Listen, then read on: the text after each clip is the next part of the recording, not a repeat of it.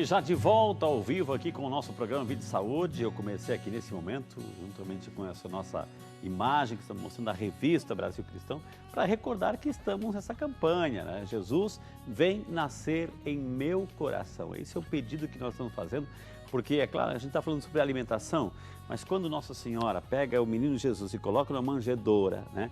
Lá naquela estrebaria, e a manjedoura, enfim, onde se coloca o alimento para os animais, Nossa Senhora, ao colocar o menino Jesus na manjedoura, está nos mostrando que Jesus é o nosso alimento.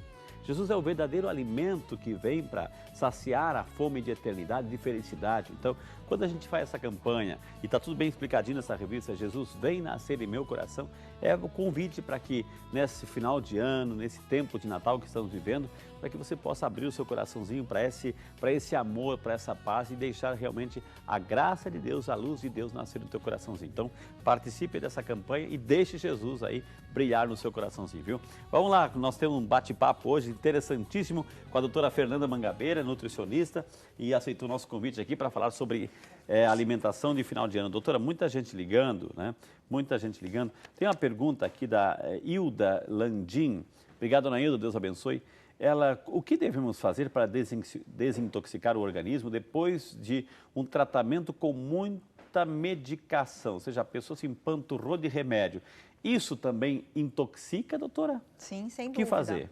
Sem dúvida, principalmente o fígado, né? É uma alimentação detox que a gente chama, é a alimentação mais leve possível, muita verdura verde escuro, muitas frutas vermelhas, o maracujá, como a doutora Estela passou, suco de maracujá, suco de morango, o suco verde, o famoso suco verde, abobrinha, pepino, todos os alimentos que ajudam nessa desintoxicação, tá? Principalmente hepática. O limão é uma fruta que ajuda muito nessa desintoxicação do fígado, e o alho é um alimento que ajuda na produção de enzimas que ajudam a desintoxicar o fígado. Nesse caso, doutora, assim, como é que tem que ser a questão do alho, né? O limão, a gente tem espremendo o limão, tomar com a água. Agora o alho, doutora? Pode ser in natura, como pode ser comer o alho in natura, pica okay, como cebola crua que a gente coloca na salada, mas ele pode ser levemente refogado no azeite também, porque o azeite é rico em ômega 3, então ajuda nessa limpeza, principalmente do intestino. Tá? O azeite geralmente é aquele extra virgem, doutora, assim? O mais puro possível. O mais puro possível, sim, né? Doutora, a Regina Cecília de Lavínia, São Paulo, obrigado, dona Regina. Ela faz uma pergunta interessante aqui, doutora, assim. É verdade que o limão, depois de algumas horas de cortado, ele adquire uma bactéria fatal para o nosso organismo, né? Eu não sei, eu nunca ouvi falar disso no limão. Acho que todo alimento, se você corta, se você deixa fora, não conserva, ele pode trazer a bactéria. Mais ou menos isso, doutora? Sim, pode. Qualquer alimento que você deixa fora de refrigeração, fora de um cuidado, ele pode transmitir qualquer tipo de intoxicação ou bactéria. Com certeza. Se ela cortar o limão e guardar na geladeira, numa temperatura adequada, não, acredito eu que não tenha nenhum risco de contaminação, não. Isso é importante, então, a conservação, né? O Márcio Antônio de Medeiros Albano, do Rio de Janeiro, Obrigado, Márcio, acompanhando o programa aí no Rio de Janeiro. Deus abençoe, obrigado pelo carinho, viu? Osana de Medeiros tem gastrite há 80 anos, é isso? Passou por gastronutricionista, continua com os mesmos sintomas, quer saber quais são os alimentos que podem ajudá-la e quais os alimentos que deve evitar.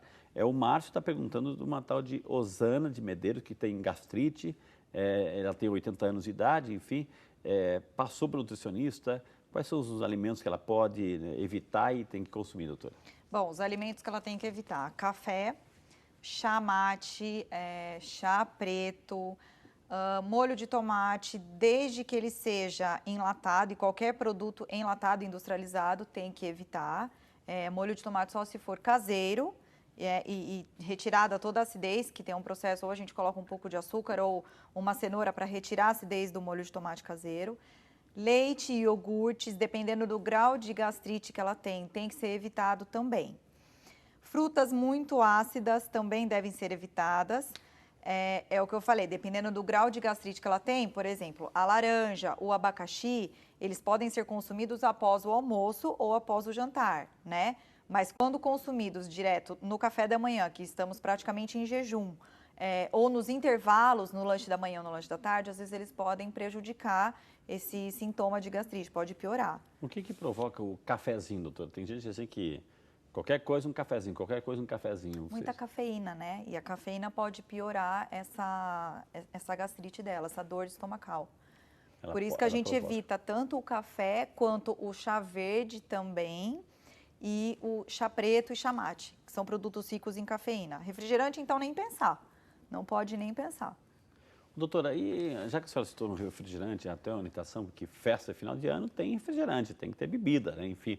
Ô, doutora, esse suco refrigerante light, diet, a gente vê muito qualquer coisa zero, etc, etc. Ou seja, uma vez eu li uma reportagem, acho que até é interessante a gente falar sobre isso, porque pode ser zero de açúcar, diminui o açúcar, mas aumenta o sódio. Então, para quem tem pressão alta, hipertensão, é um veneno, doutora. Um veneno, exatamente, tem que tirar. O refrigerante, nem o normal, nem o light, nem o zero, nenhum deles faz bem para a saúde. Exatamente o que o senhor falou. O refrigerante zero, ele tem muito mais sódio do que um refrigerante normal, tá? E todos devem ser evitados. Todos, sem dúvida nenhuma. É uma luta muito grande, né? E os sucos de caixinha? Também tem que ser evitado, porque é açúcar puro. O refrigerante tem dois mal. São duas coisas que pioram. É o açúcar contido neles.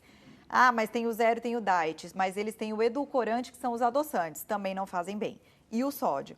O suco de caixinha, além de conter o sódio para conservação, é açúcar puro.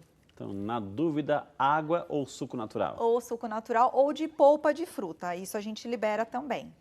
Agora, e as águas saborizadas, né? Que são uma delícia, né, doutora? Uma delícia. Doutora, vamos trabalhar aqui, doutora. Vamos lá para Itaúna, Minas Gerais. Olha os mineiros aqui acompanhando a nossa amiga, a dona Maria da Conceição de Andrade. Obrigado, dona Maria.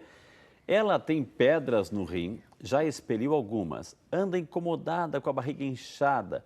O que ela pode fazer para melhorar isso? Existe alguma dieta especial para ajudar nessa expelir essas pedras, doutora, ou quando tem alguma crise de pedra no rim? Sim, dieta pobre em sódio, por isso que a doutora Estela, para quem prestou atenção, ela deu muita orientação do sal do Himalaia, né? Porque ele tem um teor de sódio bem menor do que o sal. A gente encontra fácil isso, doutora, hoje em dia? Hoje sim. Ele tem um valor muito mais acima do que o sal refinado, né, que a gente tem costume de usar. Mas todas as qualidades nutricionais dele são exemplares. Então, é um sal que assim, quanto mais puder consumir, né, melhor. Porque ele tem uma propriedade nutricional incrível e teor de sódio, assim, muito baixo. Entendi. Então, para ela que tem cálculo renal, tentar reduzir o consumo de sódio, produtos industrializados, os embutidos que a gente chama, né? Então, salame, mortadela, presunto, apresuntado, tudo isso ela vai ter que cortar. Uma alimentação riquíssima em água. E na crise, é bom ela consumir óleo de copaíba. Óleo de copaíba. Óleo de copaíba, 3 gotinhas por dia em um pouquinho de água, em 50 ml de água, para ajudar a expelir o cálculo renal. Mas, óleo de copaíba. Óleo de copaíba. Ô, doutora, eu quero voltar um pouquinho na questão do suco, né?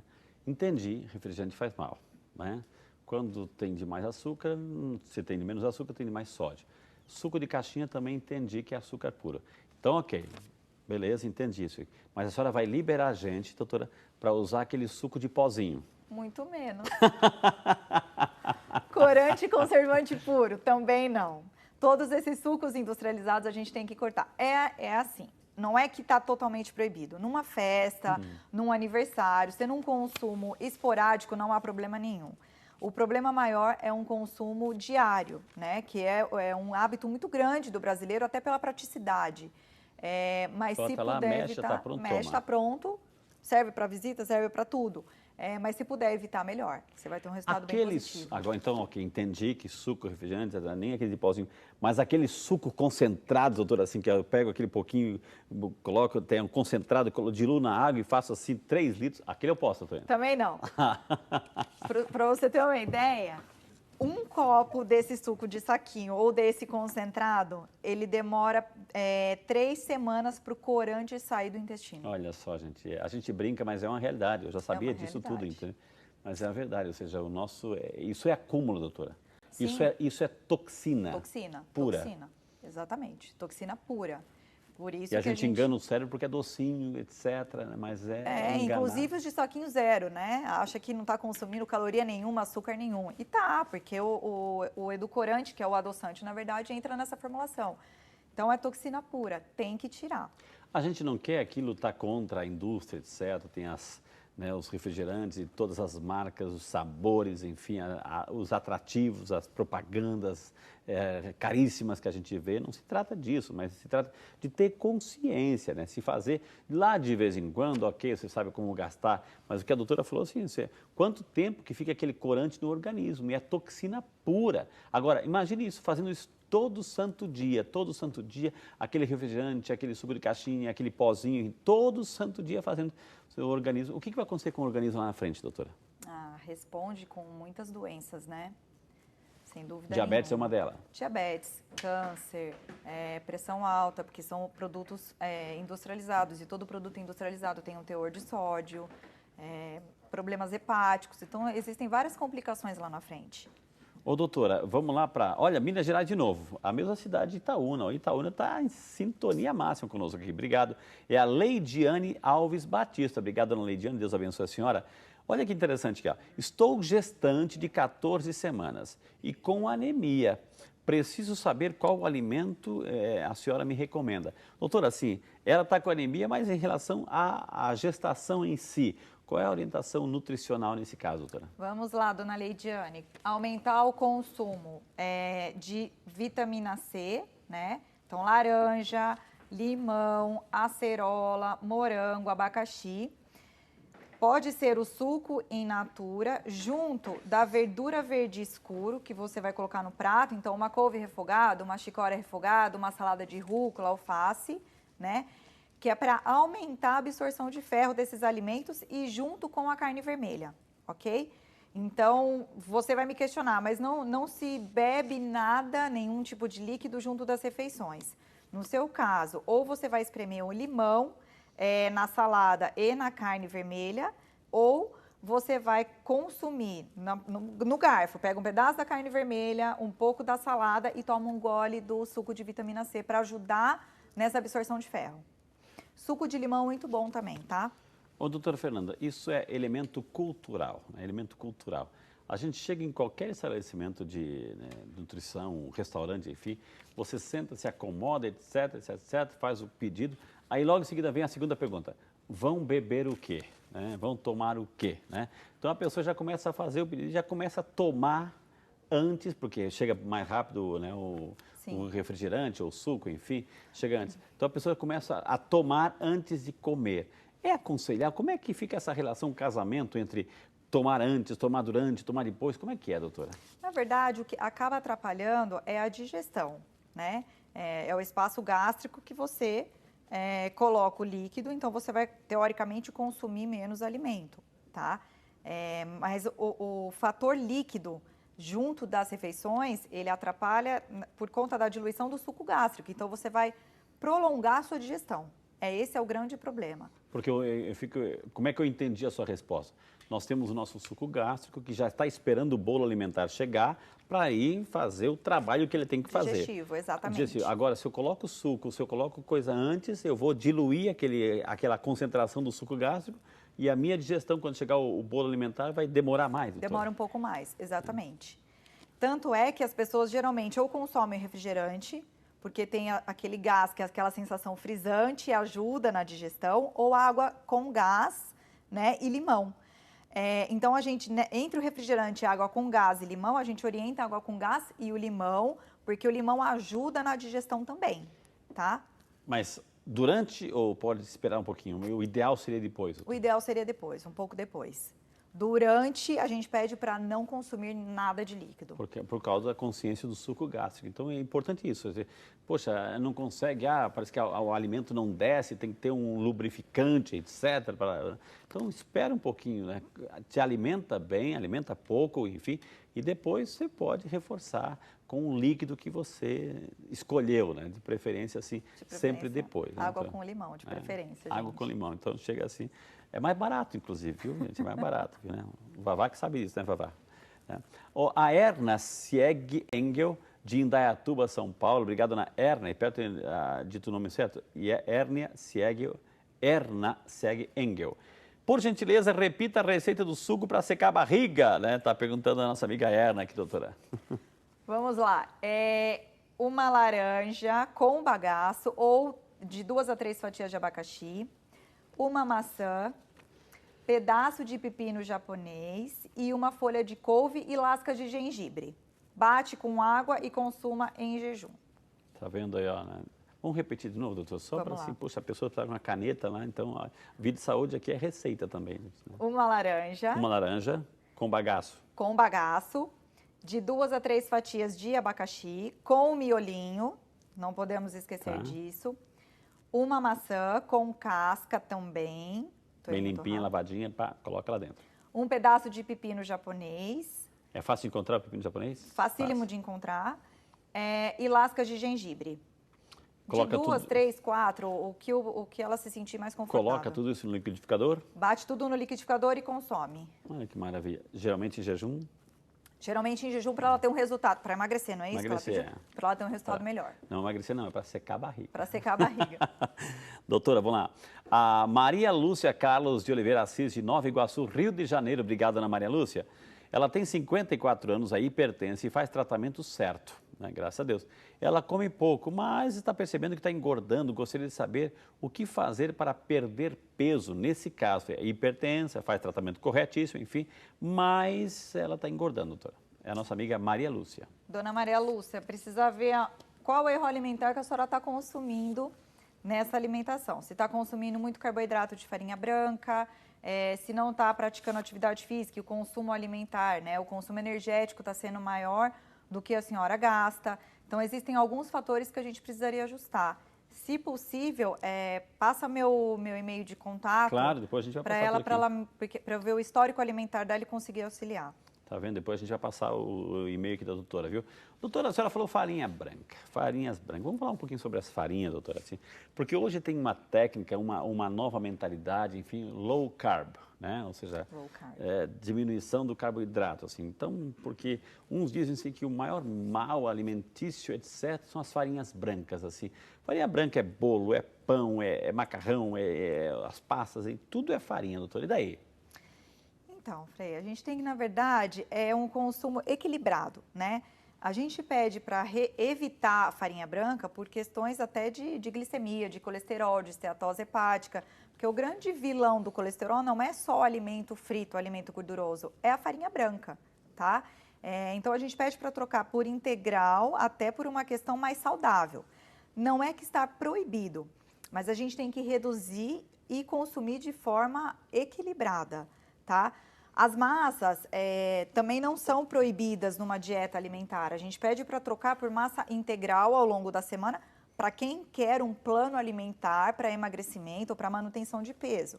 Mas hoje, para ter uma ideia, já existe macarrão de feijão preto, existe macarrão de grão de bico, de quinoa, de palmito, tudo para reduzir esse índice glicêmico e essa carga glicêmica que é o que as farinhas trazem. Eu acho que isso que o doutor falou muito bem, a questão assim, as farinhas, elas vão produzir o quê? Glicose, né? Glicose, que é açúcar, o que etc. Pessoa que a gente tem sedentária, etc., lá vem a famosa diabetes. Né? Sem dúvida. Tanto é que paciente sedentário ou que tem... Para um cálculo nutricional, a gente coloca peso, altura, idade e fator atividade. Porque um paciente sedentário, para que ele precisa consumir mais carboidrato se ele não vai gastar? Exato, está então, colocando a dispensa dele, né? Exatamente. Em gordura que vai afetar o quê? O coração, hipertensão, diabetes e outras coisas. E as gordurinhas extras que acabam incomodando muitas pessoas, né? Aquelas barriguinhas avantajadas, assim. Sim, as bordinhas, né? Que a gente chama os flancos. Então, tudo isso a gente tem que reduzir o carboidrato para ajudar nessa manutenção corporal. É verdade que com o passar do tempo o nosso metabolismo vai ficando cada vez mais lento, doutora? Sim. Sim, com o passar dos anos e principalmente para pacientes que não fazem atividade física. O metabolismo realmente ele diminui sim, tá? Então, quanto mais velho a gente fica, mais treino tem que ter e menos consumo alimentar. Tá vendo, gente? Olha quantas informações. Vou chamar um intervalo, porque na sequência tem perguntas chegando aqui, informações. Eu só ainda não fiz a sua pergunta. Por quê? Então aproveita o intervalo, faça a sua. Vida e Saúde é seu. Volta já só para você.